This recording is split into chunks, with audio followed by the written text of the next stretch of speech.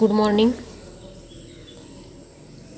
Last लेक्चरला आपण linkage and crossing over हा मुद्दा सुरू केला आहे. त्यामधील लिंकेज हा जो मुद्दा आहे तो लास्ट लेक्चरला आपण बघितला होता. लिंकेज म्हणजे थोडक्यात जीनचा असा ग्रुप की ज्यांच्यामध्ये इंटरॅक्शन असतं आणि ते group as it is inherit होतात किंवा ट्रान्समिट होतात पुढच्या पिढीमध्ये. याला आपण लिंकेज असं म्हणतो. हे लिंकेज दोन प्रकारचं असतं, आपण बघितलेलं आहे. ते दोन प्रकार कोणते? एक कंप्लीट लिंकेज आणि दुसरा इनकम्प्लीट लिंकेज. हे दोन्ही प्रकार आपण लास्ट लेक्चरला बघितलेले आहेत. उदाहरणासहित आपण बघितलेलं आहे. इनकम्प्लीट लिंकेजसुद्धा आपण बघितलेला आहे. त्यानंतर आजचा जो मुद्दा आहे आपला तो म्हणजे सेक्स लिंकेज. सेक्स लिंकेज म्हणजे थोडक्यात काय? खाली डेफिनेशन दिलेले आहे बघा. ट्रान्समिशन किंवा inheritance of X and Y linked genes from parents to offspring is called sex linked inheritance. म्हणजे लक्षात येते का बघा, एक्स आणि वाय क्रोमोझोमवरती जे जीन असतात ते जीन पॅरेंटकडून ऑफस्प्रिंगला काय होतात? ट्रान्सफर होतात, बरोबर.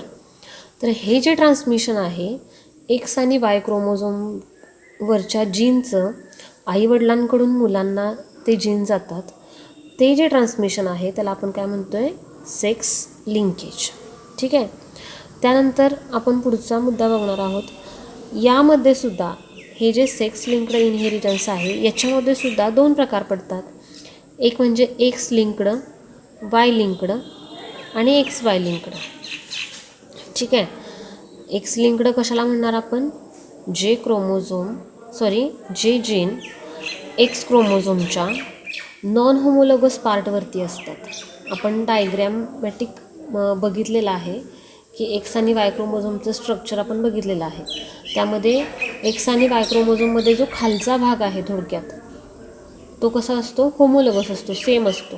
आणि वरचा जो भाग आहे तो एक्स क्रोमोझोमचा लॉंग आहे आणि वायचा शॉर्ट आहे. तर एक्सचा जो लॉंग पार्ट आहे त्याच्यावरती जे जीन असतात त्याला आपण एक्स लिंक्ड जीन असं म्हणतो. आणि वायचा जो शॉर्ट पार्ट आहे त्याला आपण वाय लिंक्ड जीन म्हणतो. आणि एक्स वाय लिंक्ड कुणाला म्हणणार आपण? त्याच्या होमोलोगस पार्टवरती जे जीन असतात एक्स आणि वायच्या सारखा जो भाग आहे तिथे जे जीन असतं त्याला आपण एक्स वाय लिंक्ड जीन असं म्हणतो. तर हे तीन प्रकार झाले जीनचे. तर यामध्ये जे लिंकेज आहे ते दोन प्रकारचं आहे. एक कंप्लीट लिंकेज आहे, त्याला आपण कंप्लीट सेक्स लिंकेज असं म्हणतो. आणि दुसरा जो आहे तो म्हणजे इनकम्प्लीट सेक्स लिंकेज. आता ह्याचं उदाहरण बघणार आहोत आपण. कंप्लीट सेक्स लिंकेज कशाला म्हणायचं? It is exhibited by genes located on non homologous region of the X and Y chromosome.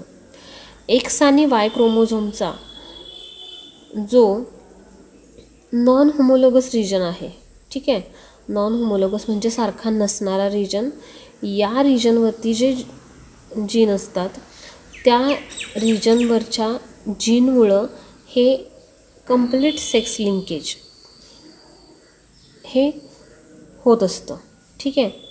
आता त्यानंतर पुढचा जो मुद्दा आहे, दे इनहेरिट टुगेदर. ते कसे होतात?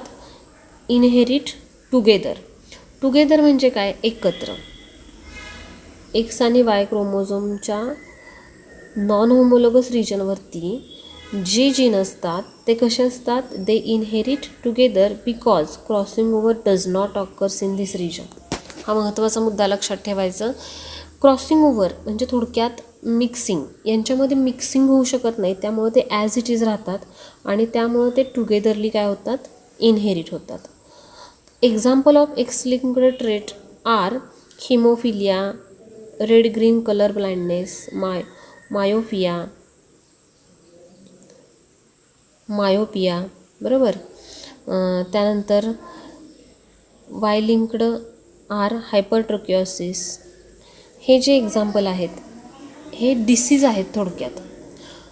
काय होतं बघा, म्हणजे आईवडिलांच्या एक्स आणि वाय क्रोमोझोमवरती असं समजूया काही जीन आहेत, बरोबर, एक्स लिंक्ड जीन आणि Y linked gene non homologous पार्टवरती.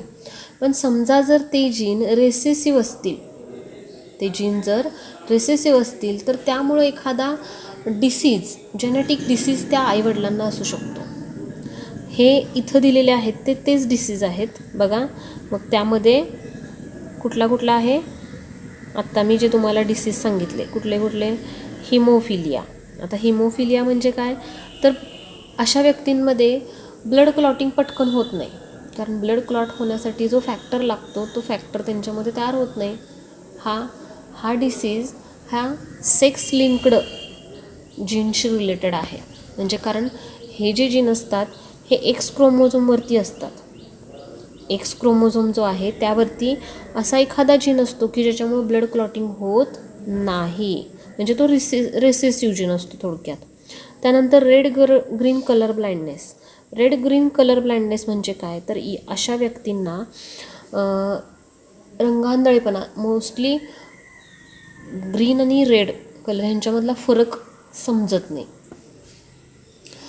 तर याला आपण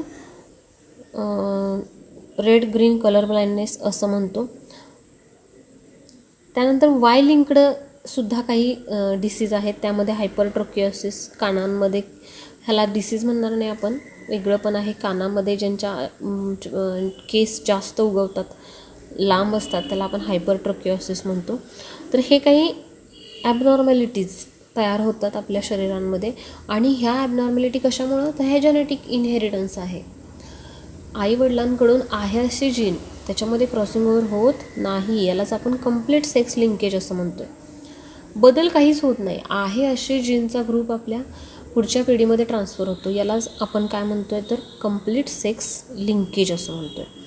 इथं जर डायग्रॅम बघितली तुम्ही तर त्या डायग्रॅममध्ये लक्षात येईल बघा, कंप्लीट सेक्स लिंकेज.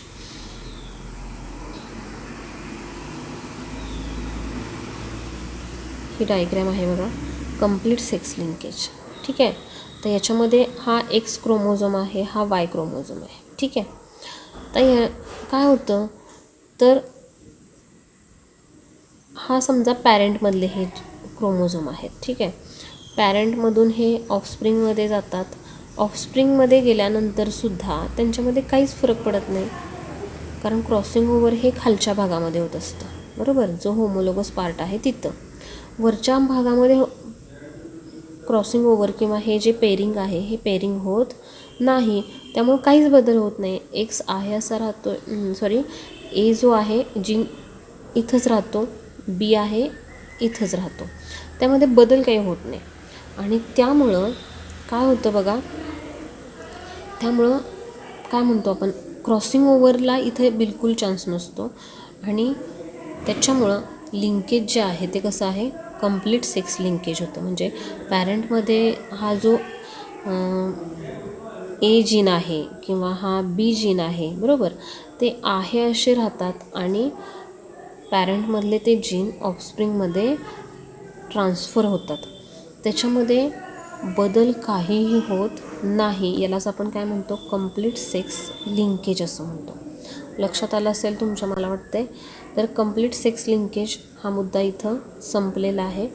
त्यानंतर पुढचा जो मुद्दा आहे तो म्हणजे इनकम्प्लीट सेक्स लिंकेज. आता इनकम्प्लीट सेक्स लिंकेज म्हणजे काय बघा, it is exhibited by genes located on homologous region of X and Y chromosome. हे कशामुळं होतं, तर एक्स आणि वाय क्रोमोझोमच्या होमोलोगस पार्टवरती जे जीन असतात त्याच्यामुळं इनकम्प्लीट सेक्स लिंकेज होतं. आता होमोलोगस पार्ट म्हणजे कुठला, तर हा जो खालचा दिसतोय, बरोबर, हा दोघांमधला समान पार्ट आहे एक्स आणि वाय क्रोमोझोमचा, याला आपण होमोलोगस पार्ट म्हणतो. या पार्टमध्ये लिंकेज हे कंप्लीट होत नाही, ते कसं असतं, इनकम्प्लीट असतं. तर इनकम्प्लीट सेक्स लिंकेजची डेफिनेशन लक्षात ठेवायची, it is exhibited by genes located on homologous region of the X and Y chromosome. काय दिले बघा, they do not inherit together. ते टुगेदरली इनहेरिट म्हणजे ट्रान्समिट होत नाहीत, कारण का, because crossing over occurs in this region. या रिजनमध्ये काय होतं, क्रॉसिंग ओव्हर होतं. क्रॉसिंग ओव्हर नेमकं कसं होतं आपण पुढच्या पॉईंटमध्ये बघणार आहोत. तर याच्यामुळं सुद्धा काही एक्झाम्पल दिलेले आहेत बघा इथं. Example of XY linked traits are total colour blindness. बरं ठीक आहे, टोटल कलर ब्लाइंडनेस म्हणजे काय, तर कुठलाच रंग त्यांना ओळखू येत नाहीत, त्यामध्ये सगळं त्यांना ब्लॅक अँड व्हाईट दिसत असतं, अशा टोटल कलर ब्लाइंडनेस आहे. नेफ्रिटिस आहे, हा जो डिसीज आहे हा XY लिंक्ड इनहेरिटन्समुळं होत असतो. आता इनकम्प्लीट इनहेरिटन्सचं किंवा इनकम्प्लीट सेक्स लिंकेजचं आपण काय बघणार आहोत, उदाहरण बघणार आहोत. की या उदाहरणामध्ये लक्षात येते का बघा तुमच्या, हे आहे इनकम्प्लीट सेक्स लिंकेजचं डायग्रॅम. होतं काय बघा, तर हा X क्रोमोझोम आहे, ठीक आहे, हा X क्रोमोझोम, हा Y क्रोमोझोम. आता या क्रोमोझोमवरती capital A, capital B, small a, small b हे जीन आहेत. मिओसिसच्या दरम्यान काय होतं, यांच्यामध्ये हे 2 क्रोमोझोम आहेत, ह्या 2 क्रोमोझोममध्ये पेरिंग होतं. हे पेरिंग होत असताना त्या दोघांमध्ये जीन एक्सचेंज होतात आणि फायनली आपल्याला या ऑफस्प्रिंगमध्ये दिसते बघा, X क्रोमोझोमवरचा B जीन वायमध्ये गेला आहे, कॅपिटल B, आणि Y क्रोमोझोमवरचा स्मॉल b जो आहे तो X क्रोमोझोमवरती आलेला आहे. त्यामुळे नवीन कॉम्बिनेशन थोडक्यात इथं तयार झालेलं आहे. थोडक्यात काय, कॅपिटल A, कॅपिटल B हा जो ग्रुप आहे तो टुगेदरली म्हणजे एकत्र राहिलेला नाही, तो सुट्टा झाला आहे. यालाच आपण काय म्हणतो आहे, इनकम्प्लीट सेक्स लिंकेज. म्हणजे हे लिंकेज ग्रुप आहेत ते कम्प्लिटली इनहेरिट होत नाहीत, त्यांच्यामध्ये बदल होतो आहे कारण ते एकमेकांपासून लांब आहेत, जास्त डिस्टन्सवर आहेत. त्यामुळं काय होतं, तर त्यांच्यामध्ये एक्सचेंज होतं थोडक्यात आणि जेनेटिक्समध्ये बदल होतो, व्हेरिएशन येतं.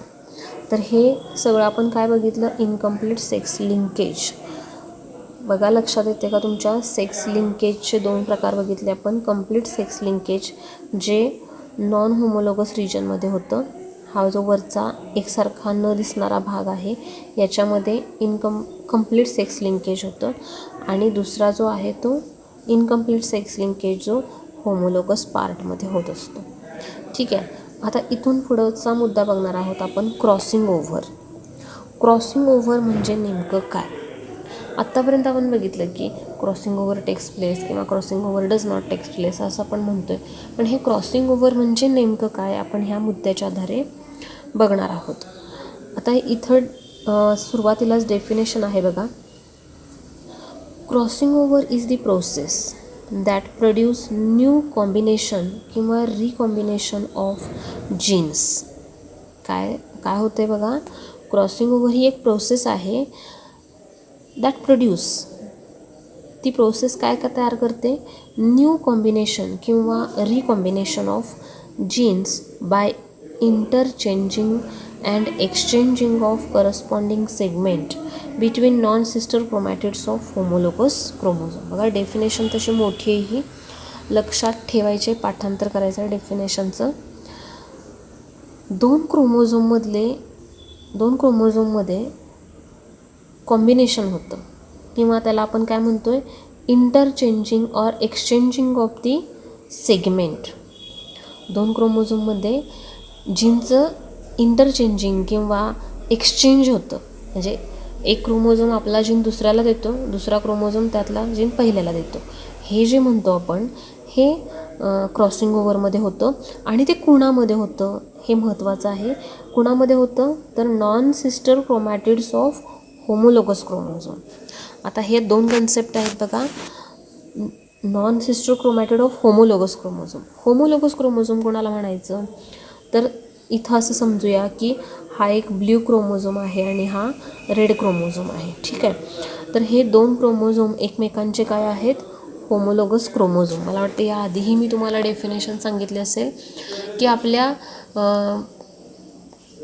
पेशीमध्ये 23 जोड्या असतात क्रोमोझोमच्या. ठीक आहे, तर ह्या 23 ज्या जोड्या आहेत त्यामध्ये पहिली जोडी आकारानं सारखी असते, दुसरी जोडी म्हणजे थोडक्यात जोडीमधले दोघं जण जे असतात, पहिल्या जोडीमध्ये जे 2 क्रोमोझोम आहेत ते आकारानं म्हणजे साईजनं सारखे असतात. दुसऱ्या जोडीमधले दोघं आकारानं सारखे असतात. म्हणजे थोडक्यात पहिली पेअर हे दोघं एकमेकांचे होमोलोगस क्रोमोझोम आहेत. तशीच दुसरी पेअर, तिसरी पेअर, चौथी पेअर, हे प्रत्येक पेअर त्या जोडीला आपण काय म्हणतो, होमोलोगस पेअर. ठीक आहे. तर ह्या होमोलोगस पेअरमध्ये जे क्रोमोझोम असतात ह्याला आपण, आता हे होमोलोगस क्रोमोझोमची पेअर झाली. आता त्यामध्ये हा जो ब्ल्यू कलरचा क्रोमोझोम आहे त्यामध्ये क्रोमॅटिड्स दिसतात. आता क्रोमॅटिड्स म्हणजे काय बघा, हा एक महत्त्वाचा मुद्दा आहे बघा. क्रोमॅटिड्स म्हणजे काय आपल्याला बघावं लागेल अगोदर, की हे क्रोमोझोमचा जो सेंटर आहे त्याला आपण काय म्हणतो आहे, सेंट्रोमियर. बरोबर. सेंट्रोमियरच्या दोन्ही साईडला म्हणजे या साईडला एक, या साईडला एक, हे 2 काय आहेत, क्रोमॅटिड्स आहेत. काय आहेत, क्रोमॅटिड्स. ज्यावेळेला एकाच क्रोमोझोमचे 2 क्रोमॅटिड्स असतात त्याला आपण सिस्टर क्रोमॅटिड असं म्हणतो. त्याला काय म्हणतो आपण, सिस्टर क्रोमॅटिड. मात्र या क्रोमोझोमचा एक क्रोमॅटिड आणि दुसऱ्या क्रोमोझोमचा दुसरा क्रोमॅटिड यांना आपण काय म्हणणार, नॉन सिस्टर क्रोमॅटिड्स. हे दोघं कसे आहेत, नॉन सिस्टर क्रोमॅटिड आहेत, कारण 2 वेगवेगळ्या क्रोमोझोममधले ते क्रोमॅटिड आहेत, म्हणून त्यांना आपण काय म्हणतो आहे, नॉन सिस्टर क्रोमॅटिड. बघा लक्षात येते का तुमच्या, हा एक क्रोमॅटिड आणि हा एक क्रोमॅटिड. इथं नाव पण दिलं आहे बघा, की काय नाव दिलं आहे, नॉन सिस्टर क्रोमॅटिड्स. कुणाला म्हणायचं, ब्ल्यूचा एक क्रोमॅटिड आणि रेडचा एक क्रोमॅटिड. असे जर क्रोमॅटिड असतील तर त्यांना आपण काय म्हणतो, नॉन सिस्टर क्रोमॅटिड्स. मग हे 2 होमोलोगस क्रोमोझोम आणि यांचे नॉन सिस्टर क्रोमॅटिड यांच्यामध्ये काय होत असतं, थोडक्यात exchange of the corresponding segment किंवा जीन हे एक्सचेंज होत असतं. या प्रोसेसला आपण काय म्हणतो आहे, क्रॉसिंग ओव्हर म्हणतो. सॉरी, लक्षात येते का बघा तुमच्या, काय आहे क्रॉसिंग ओव्हर म्हणजे काय बघा. Crossing over it is a process. ही एक प्रोसेस आहे. याच्यामध्ये न्यू कॉम्बिनेशन किंवा रिकॉम्बिनेशन ऑफ जीन तयार होतात. बाय कुठल्या प्रोसेसनं, इंटरचेंजिंग अँड एक्सचेंज होतात जीन. काय होतात, जीन एक्सचेंज होतात. कुणामध्ये, तर non sister chromatid of homologous chromosome. आता ही कन्सेप्ट तुम्हाला समजली असेल. नॉन सिस्टर कुणाला म्हणायचं, तर एका क्रोमोझोमवरचा एक सिस्टर क्रोमॅटिड, दुसऱ्या क्रोमोझोमवरचा सिस्टर क्रोमॅटिड, हे नॉन सिस्टर क्रोमॅटिड असतात. आणि हे होमोलोगस क्रोमोझोम असतात. म्हणजे एकाच जोडीमधले 2 क्रोमोझोम हे होमोलोगस क्रोमोझोम असतात. थोडक्यात स्ट्रक्चरली आणि फंक्शनली सेम जे क्रोमोझोम असतात त्यांना आपण होमोलोगस क्रोमोझोम म्हणतो. तर अशा क्रोमोझोममध्ये जीनचं होणारं एक्सचेंज, इंटरचेंज याला आपण काय म्हणायचं, क्रॉसिंग ओव्हर. आय होप की तुम्हाला ही डेफिनेशन समजली असेल. आता पुढचा मुद्दा असा आहे की हे कधी होतं crossing over. It occurs during pachytene stage of prophase first of meiosis. आता मिओसिस ही सेल डिव्हिजन आहे. बरोबर. मिओसिस ही एक प्रकारची सेल डिव्हिजन आहे. गॅमेट फॉर्मेशन होतं या मिओसिसनं. तर ह्या मिओसिसमध्ये 2 स्टेजेस असतात. एक मिओसिस फर्स्ट आणि मिओसिस सेकंड. हे आपण ऑलरेडी बघितलेलं आहे 11वीमध्ये. तर ह्या मिओसिस फर्स्टमध्ये जी प्रोफेस फर्स्ट असते त्या प्रोफेस फर्स्टमध्ये 5 स्टेजेस असतात. कुठल्या बघा, लक्षात येतात का तुमच्या, लिप्टोटिनी, झायगोटिनी, पॅचिटिनी, डिप्लोटिनी, डायकायनेसिस, अशा 5 फेजेस या प्रोफेस फर्स्टमध्ये असतात. आणि त्या प्रोफेस फर्स्टमधली जी पॅचिटिनी स्टेज आहे या पॅचिटिनी स्टेजमध्ये काय होत असतं, तर हे क्रॉसिंग ओव्हर होत असतं. म्हणजे थोडक्यात मिओसिसची सेल डिव्हिजन होत असताना जी पॅचिटिनी स्टेज आहे या पॅचिटिनीच्या स्टेजमध्ये काय होणार आहे, क्रॉसिंग ओव्हर होणार आहे. लक्षात आलं. तर हा महत्त्वाचा मुद्दा लक्षात ठेवायचा की crossing over occurs during pachytene stage of prophase first of meiosis. आलं लक्षात. मिओसिसमध्ये जी प्रोफेस फर्स्ट आहे त्याच्या पॅचिटिनी या स्टेजमध्ये काय होत असतं, क्रॉसिंग ओव्हर होत असतं. क्रॉसिंग ओव्हर म्हणजेच काय, तर हे जे एक्सचेंज आहे जीनचं ते एक्सचेंज होत असतं. आता त्यानंतर पुढचा एक मुद्दा की the term crossing over coined by Morgan, सायंटिस्टचं नाव आहे, की ही टर्म कोणी सांगितली? मॉर्गन या सायंटिस्टनी सांगितली. तर हे ऑब्जेक्टिव्हच्या दृष्टीनं लक्षात ठेवायचं की मॉर्गन या सायंटिस्टनी क्रॉसिंग ओव्हर ही टर्म सांगितली आहे. आता ह्या क्रॉसिंग ओव्हरच्या स्टेजेस असतात. Mechanism of crossing over consist of 4 sequential steps किंवा स्टेज. ह्या स्टेज कुठल्या? सिनॅप्सिस, tetrad formation, crossing over and टर्मिनलायझेशन. आता म्हणजे याचा अर्थ काय बघा. 4 स्टेजेस आहेत. सिनॅप्सिस म्हणजे काय? 2 होमोलोगस क्रोमोझोममध्ये जे पेरिंग होतं त्याला आपण म्हणतोय सिनॅप्सिस. ठीक आहे. आता हे सिनॅप्सिस झाल्यानंतर टेट्रॅड फॉर्मेशन होतं. टेट्रॅड फॉर्मेशन आता इथं ह्या डायग्रॅममध्ये दिसते बघा, हे टेट्रॅड आहे. हे काय आहे? टेट्रॅड आहे. टेट्रॅड म्हणजे काय? टेट्रा म्हणजे 4. ठीक आहे. टेट्रा म्हणजे 4. 2 क्रोमोझोम ज्या वेळेला एकत्र येतात, मग एका क्रोमोझोमचे 2 क्रोमॅटिड, दुसऱ्या क्रोमोझोमचे 2 क्रोमॅटिड, असे 4 क्रोमॅटिड एकत्र येतात आणि टेट्रॅड फॉर्मेशन होतं. काय फॉर्म होतो? टेट्रॅड फॉर्म होतो. म्हणजे या डायग्रॅममध्ये दिसतंय बघा तुम्हाला. ही डायग्रॅम आपण थोडीशी मोठी करून बघूया.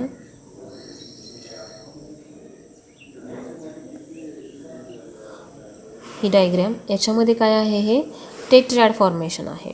हे काय आहे? हा एक क्रोमोझोम, हा दुसरा क्रोमोझोम, ह्या दोन्ही क्रोमोझोमचे 4 क्रोमॅटिड एकत्र येतात आणि हे टेट्रॅड फॉर्मेशन होतं. ही दुसरी स्टेज आहे. त्यानंतर क्रॉसिंग ओव्हर. आता क्रॉसिंग ओव्हर म्हणजे काय? तर एका ह्या निळ्या क्रोमोझोममधला एक सेगमेंट लाल क्रोमोझोममध्ये जातो, लाल क्रोमोझोममधला एक सेगमेंट निळ्यामध्ये येतो. यालाच आपण काय म्हणतोय? Crossing over. म्हणजे थोडक्यात exchange of gene between non sister chromatids of homologous chromosome, यालाच आपण क्रॉसिंग ओव्हर म्हणतोय, ॲक्च्युअल क्रॉसिंग ओव्हर. आणि लास्ट काय आहे? शेवट टर्मिनलायझेशन. टर्मिनलायझेशन म्हणजे काय लक्षात येते का बघा तुमच्या? टर्मिनलायझेशन म्हणजे हे जे 2 क्रोमोझोम आहेत की जे एकत्र आलेले आहेत, बरोबर, हे एकमेकांपासून सेपरेट होतात. म्हणजे थोडक्यात क्रॉसिंग ओव्हर टर्मिनेट होतं म्हणजे संपतं. ही स्टेज म्हणजे टर्मिनलायझेशन. तर ही 4थी स्टेप आहे. ठीक आहे. तर क्रॉसिंग ओव्हरच्या 4 स्टेप ऑब्जेक्टिव्हसाठी लक्षात ठेवायच्या. 4 स्टेप कुठल्या आहेत? एक म्हणजे सिनॅप्सिस, दुसरी टेट्रॅड फॉर्मेशन, तिसरी क्रॉसिंग ओव्हर आणि 4थी टर्मिनलायझेशन. लक्षात आलं? सिनॅप्सिस म्हणजे थोडक्यात पेरिंग होतं दोघांमध्ये. टेट्रॅड फॉर्मेशन म्हणजे हे चौघं एकत्र येतात, त्याला टेट्रॅड फॉर्मेशन म्हणतं. नंतर त्या दोघांमध्ये जीन एक्सचेंज होतो आणि शेवटी टर्मिनलायझेशन म्हणजे दोघं एकमेकांपासून सेपरेट होतात, याला आपण टर्मिनलायझेशन म्हणतो. आता पुढचा मुद्दा बघा. The phenomenon of crossing over is universal. हा युनिव्हर्सल आहे, सगळ्यांमध्ये क्रॉसिंग ओव्हर होत असतं. And it is necessary for natural selection because it increase the chance of variation.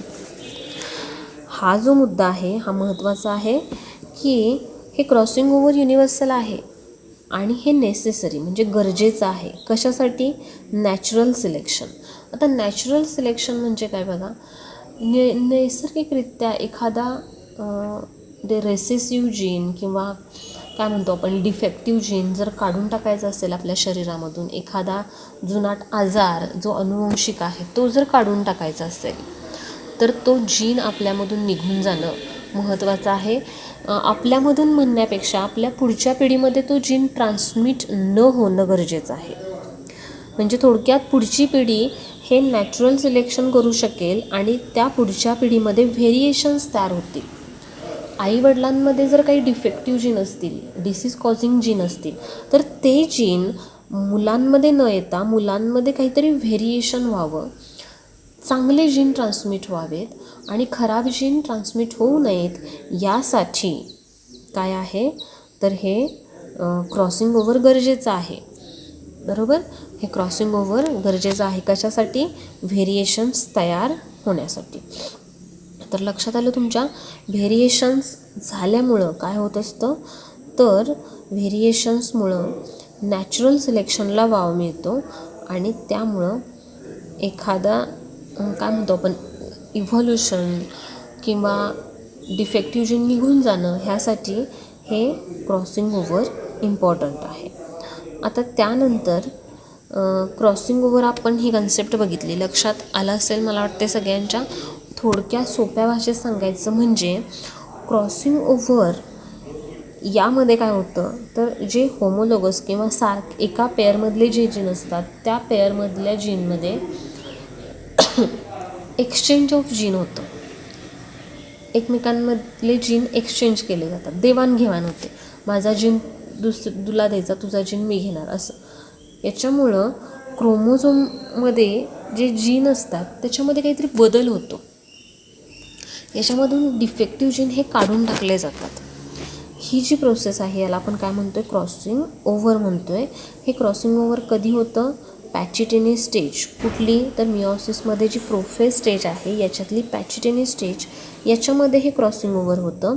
हा क्रॉसिंग ओव्हरची कन्सेप्ट मॉर्गन या सायंटिस्टने सांगितली.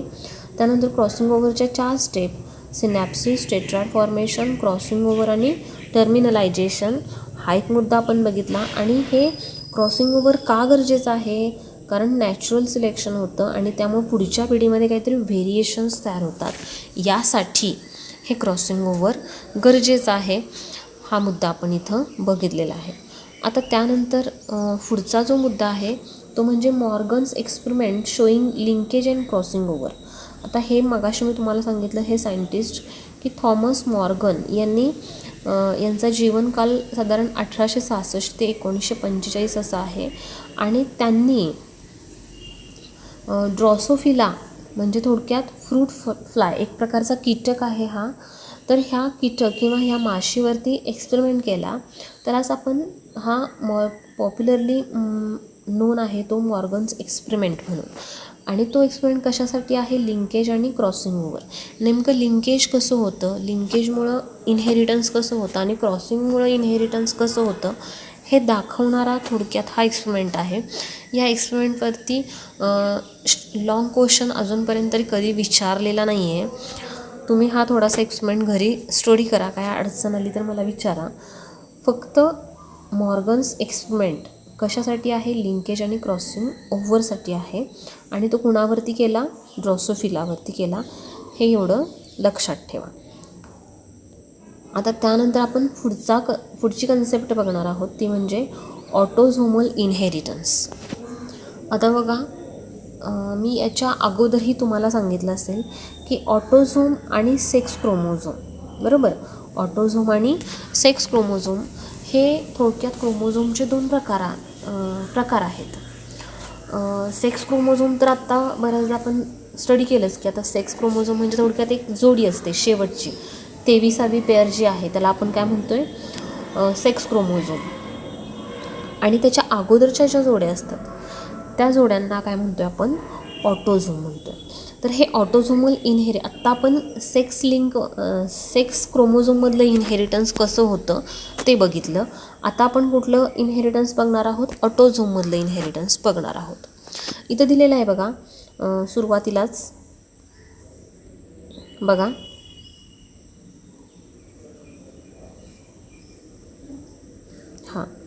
Human somatic sale. आता सोमॅटिक सेल म्हणजे आपल्या शरीरामध्ये जेवढ्या काही सेल आहेत त्या सगळ्या सेलना आपण सोमॅटिक सेल असं म्हणतो. थोडक्यात ह्या बॉडी सेल असतात त्या डिप्लॉइड असतात, त्याच्यामध्ये 2 सेट असतात क्रोमोझोमचे. तर कंटेन्स 23 पेअर्स ऑफ क्रोमोझोम. ह्याच्यामध्ये क्रोमोझोमच्या जोड्या किती असतात, 23 पेअर्स असतात. They can be divided functionally as autosome and sex chromosome. बघा, ह्या 23 जोड्यांपैकी 2 प्रकार असतात, एक म्हणजे ऑटोझोम आणि दुसरा सेक्स क्रोमोझोम. त्यामध्ये single pair of chromosome is involved in sex determination. म्हणजे एकच जी 23वी जोडी असते ती कशामध्ये इन्व्हॉल्व असते, सेक्स डिटर्मिनेशनसाठी. And remaining 22 pairs are called autosomes. राहिलेल्या 23 जोड्यांपैकी एक जोडी सेक्स क्रोमोझोमची आणि राहिलेल्या ज्या 22 जोड्या आहेत त्या जोड्या म्हणजे ऑटोझोम. त्यांना आपण काय म्हणतोय? ऑटोझोम्स असं म्हणतोय. आता हे ऑटोझोम काय करतात? Autosome control variety of traits other than sex. म्हणजे सेक्स सोडून, सेक्स ही कॅरेक्टरिस्टिक सोडून एखादा व्यक्तीचा सेक्स मेल आहे फिमेल आहे हे कॅरेक्टर सोडून बाकीचे जे कॅरेक्टर्स असतात किंवा ट्रेट्स असतात हे कंट्रोल करण्याचं काम ऑटोझोम्स करत असतात. These traits are called autosome linked traits.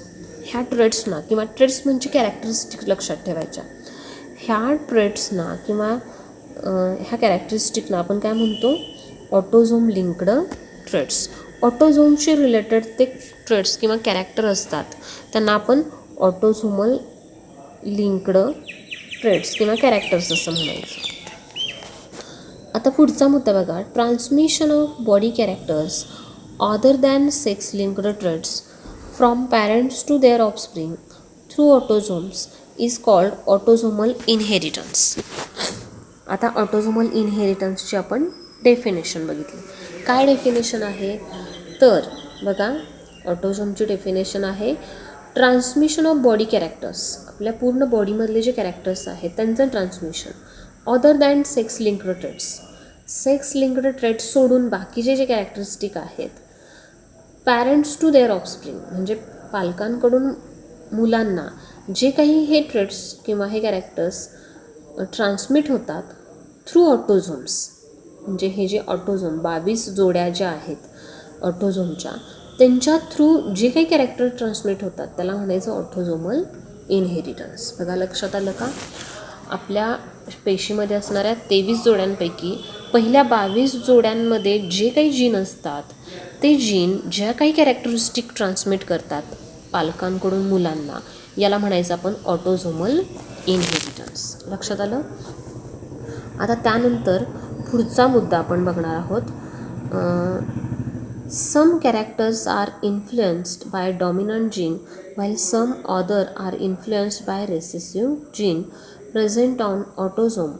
For example, autosomal dominant traits like widow's peak, Huntington's disease. आता काही ॲबनॉर्मॅलिटी किंवा वेगळं पण दिसून येतं ह्या ऑटोझोमशी रिलेटेड. जसं आपण मगाशी काही डिसीज बघितले, आता ते डिसीज आपण डिटेलमध्ये पुढे बघणार आहोत. आत्ता फक्त त्यांची नावं बघितलेत. पण काही डिसीज किंवा काही ॲबनॉर्मॅलिटी ह्या ऑटोझोम इनहेरिटन्सशी रिलेटेडसुद्धा असतात. त्याचे एक्झाम्पलसुद्धा आपण इथं बघणार आहोत. विडोज पीक म्हणजे काय तुम्हाला पुढं बघता येईल. त्यानंतर हे डॉमिनंट ट्रेट आहेत. थोडक्यात तो जीन डॉमिनंट असल्यामुळं ह्या कॅरेक्टरिस्टिक दिसतात. आणि रेसेसिव्ह ट्रेटसुद्धा आहेत. म्हणजे ऑटोझोममध्ये रेसेसिव्ह ट्रेट आल्यामुळं किंवा एखादा डिफेक्टिव्ह कुमकुवत जीन आल्यामुळं सुद्धा काही डिसीज होतात. ते डिसीज म्हणजे फिनोल्किटोन्युरिया PKU म्हणतो आपण. त्यानंतर सिस्टिक फायब्रोसिस आणि सिकल सेल ॲनिमिया. हे सिकल सेल ॲनिमिया ऑलरेडी आपण डिसीज बघितलेला आहे बघा, की सांगितलं होतं मी तुम्हाला RBC हा सिकल शेपच्या बनतात किंवा विळ्याच्या आकाराच्या बनतात. विळा म्हणजे खुरपं. तर या आकाराच्या RBC बनणं हा एक डिसीज आहे. हा एक काय आहे? डिसीज आहे. आणि हा डिसीज कशामुळं होतो? ऑटोझोमल इनहेरिटन्स किंवा ऑटोझोमल रेसेसिव्ह ट्रेटमुळं हा डिसीज होत असतो. तर थोडक्यात आत्ता आपण काय बघितलं? ऑटोझोमल इनहेरिटन्स बघितलं.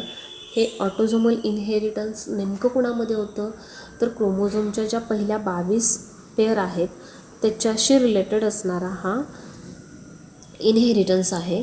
त्याला आपण ऑटोझोमल इनहेरिटन्स असं म्हणतो. आता हे इनहेरिटन्सचे प्रकार आपण एक्झाम्पल वाईज बघणार आहोत.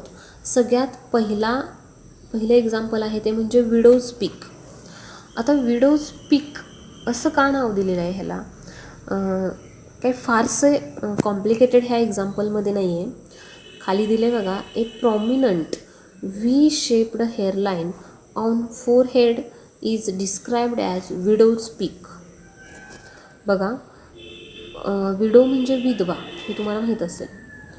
आता विडोज पीक म्हणजे थोडक्यात विधवांना सुरुवातीच्या काळांमध्ये, म्हणजे आत्ता हे नाही आहे प्रकार, पण सुरुवातीच्या काळामध्ये काय करायचे तर ज्या विधवा स्त्रिया असायच्या त्यांचे पूर्ण केस काढले जायचे. म्हणजे तिचा पती जो आहे तो एक्सपायर झाल्यानंतर तिचे पूर्ण केस काढले जायचे आणि एक डोक्यावरती तिला घालण्यासाठी एक काय म्हणतो टोपसारखं असं दिलं जायचं. तर त्याचा जो आकार होता तो असा, हा केसाचा जो आकार दिसतोय व्ही शेप हेअरलाईन जी दिसते, त्याचा आकार त्या विडोज पीकसारखा होता, म्हणून त्याला नाव दिलेलं आहे थोडक्यात विडोज पीक. हे काय फार मोठं भयानक अवघड असं काही नाही. थोडक्यात हेअरलाईन आहे, प्रत्येक व्यक्तीची हेअरलाईन कशी आहे ती थोडक्यात आपण इथं बघणार आहोत. इथं काय बघा, 2 प्रकारच्या हेअरलाईन आहेत. एक म्हणजे व्ही शेपची हेअरलाईन आहे आणि दुसरी आहे ती स्ट्रेट हेअरलाईन आहे, बरोबर. तर ही हेअरलाईन कशावरून ठरते तर त्याच्यासाठी सुद्धा ह्या ऑटोझोमवरती किंवा ह्या क्रोमोझोमवरती जीन असतात आणि ते जीन ठरवतात की एखाद्या व्यक्तीची हेअरलाईन कशी असणार आहे. तर ह्यामध्ये व्ही शेप्ड हेअरलाईन म्हणजे थोडक्यात विडोज पीक आणि ही स्ट्रेट हेअरलाईन. आता काय दिले बघा, it is determined by autosomal dominant gene. ऑटोझोममध्ये जो डॉमिनंट जीन असतो त्याच्यामुळं ही हेअरलाईन ठरली जाते. Widow's peak occurs in homozygous dominant and also heterozygous individual. म्हणजे बघा की एखाद्या व्यक्तीमध्ये ही हेअरलाईन आहे ती ठरते कशामुळं तर तिच्यामध्ये जीन्स असतात. कॅपिटल डब्ल्यू हा डॉमिनंट जीन जर त्या व्यक्तीमध्ये असेल तर तिची हेअरलाईन, त्या व्यक्तीची हेअरलाईन कशी असणार आहे, व्ही शेपची असणार आहे. लक्षात आलं. Also capital W small W ही कंडिशन जरी असली तरीसुद्धा त्या व्यक्तीची हेअरलाईन अशी व्ही शेपची किंवा विडोज पीक असते. का? कारण हा डॉमिनंट जीन आहे. कॅपिटल डब्ल्यू हा कसा आहे, डॉमिनंट आहे. तिथं जोडीला स्मॉल डब्ल्यू जरी असला तरी तो स्मॉल डब्ल्यू एक्सप्रेस होऊ शकत नाही, कारण आपण मेंडलचा लॉ बघितला आहे की जो डॉमिनंट असतो तो एक्सप्रेस होतो. त्या पद्धतीनं या दोन्हीही व्यक्तीमध्ये हेअरलाईन कशी दिसते, व्ही शेपची दिसते. त्यानंतर दुसरी concept, individual with homozygous recessive म्हणजे स्मॉल डब्ल्यू असा जर जिनोटाईप असेल तर they have straight hairline, no widow's peak. अशा व्यक्तीमध्ये विडोज पीक दिसून येत नाही, तर त्या व्यक्तीची हेअरलाईन कशी असते, स्ट्रेट असते, व्ही शेपची किंवा विडोज पीक नसते. कुणामध्ये तर ज्याच्यामध्ये होमोझायगस रेसेसिव्ह जीन आहे, स्मॉल डब्ल्यू ज्यावेळेला दोघंही रेसेसिव्ह आहेत त्यावेळेलाच फक्त ही स्ट्रेट हेअरलाईन दिसते. ज्याच्यामध्ये कॅपिटल डब्ल्यू किंवा कॅपिटल डब्ल्यू स्मॉल डब्ल्यू अशी जिनोटाईप आहे त्यावेळेला व्ही शेपची हेअरलाईन दिसते. आता हा कुठला आजार नाही आहे. कुठली जरी हेअरलाईन असली, व्ही शेप असली, स्ट्रेट हेअरलाईन असली, आपल्याला शरीराला काही इजा होणार आहे का, नाही होणार. हा फक्त एक कॅरेक्टरिस्टिक आहे आपल्या शरीरामधली की व्ही शेप्ड हेअरलाईन, त्यालाच आपण विडोज पीक असं म्हणतो आहे, आणि स्ट्रेट हेअरलाईन असे 2 प्रकार आहेत.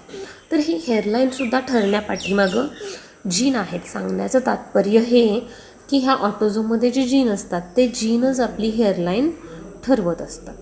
तर लक्षात आलं. याच्या पुढं जाऊन आपल्याला अजून काही उदाहरण बघायचे आहेत ऑटोझोमशी रिलेटेड, पण आत्ताच्या तासाला आपण इथंच थांबतो. ठीक आहे, थँक्यू.